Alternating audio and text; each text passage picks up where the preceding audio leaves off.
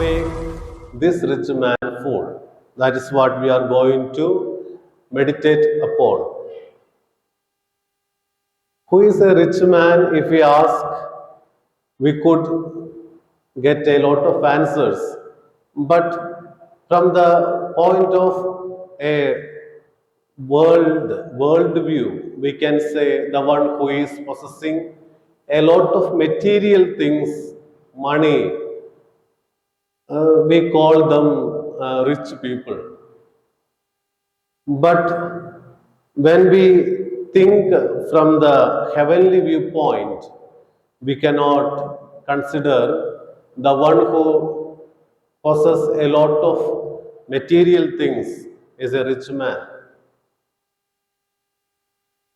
Today, this episode begins with a request from a person from the crowd. He is asking Jesus to divide the inheritance of his father with him.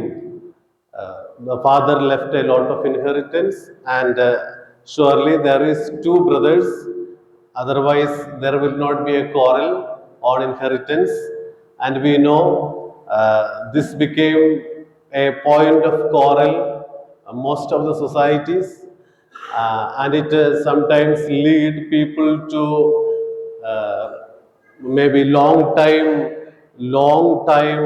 quarrel. Just after the division of the inheritance, brothers sometimes become enemies, families become enemies. Even nowadays, we could see this phenomenon among the people in the society. So it was not a new phenomenon. It was there during Jesus time also. But when this request was made, Jesus was not ready to become a judge or arbitrator in order to divide the inheritance that was left.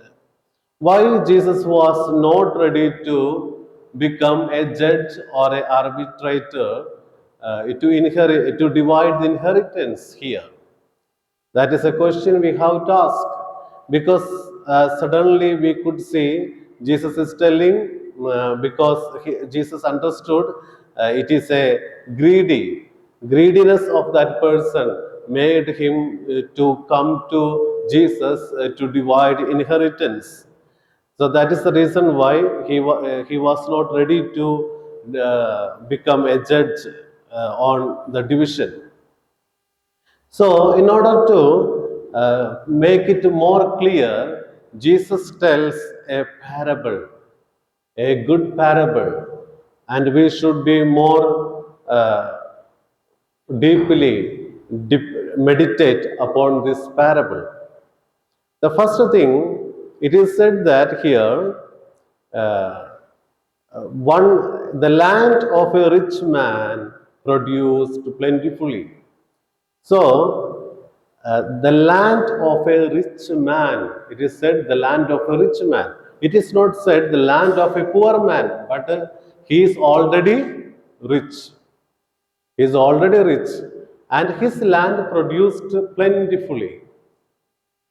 That means he is getting extra, he is getting more and more.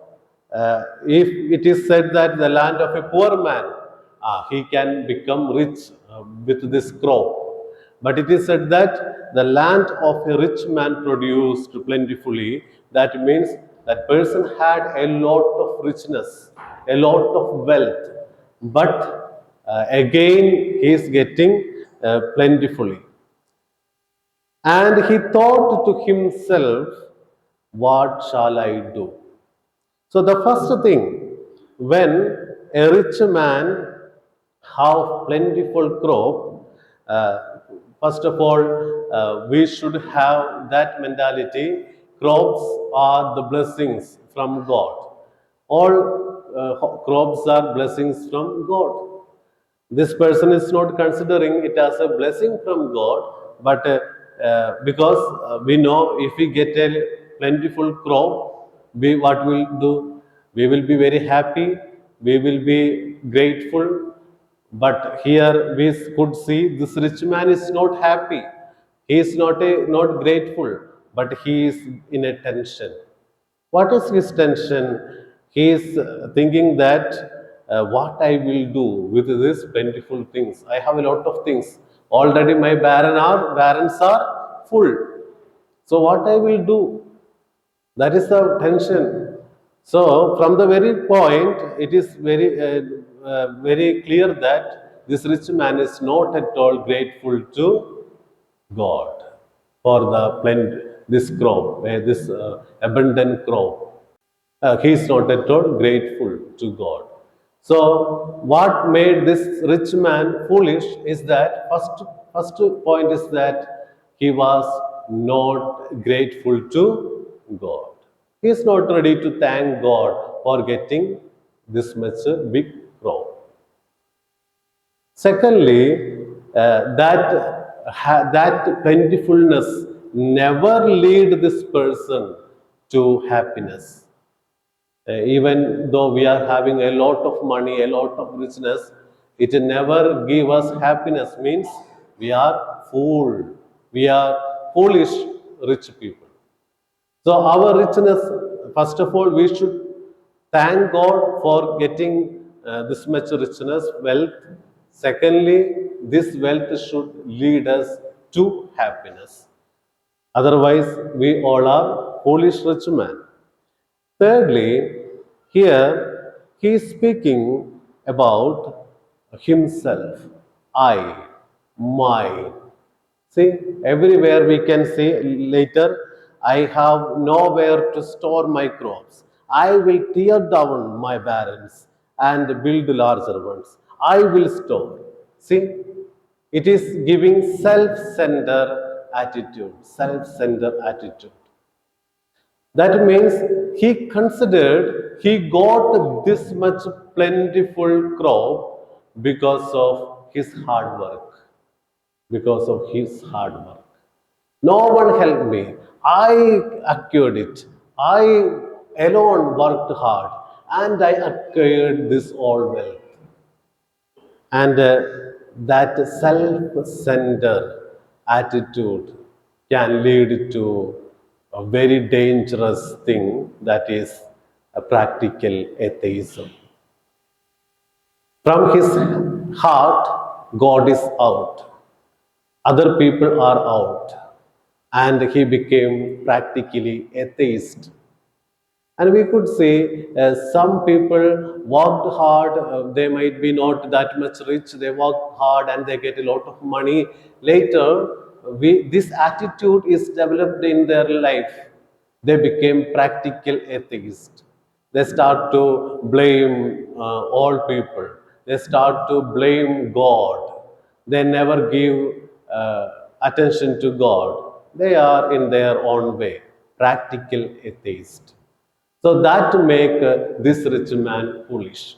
So three points we saw. First one, he was not grateful. Secondly, didn't give much importance to God. That led to practical atheism and self-centered attitude.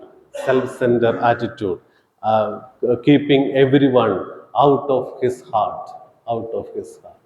So later we see that led to practical atheism, and the fourth point what we could see here is that he depends upon his wealth.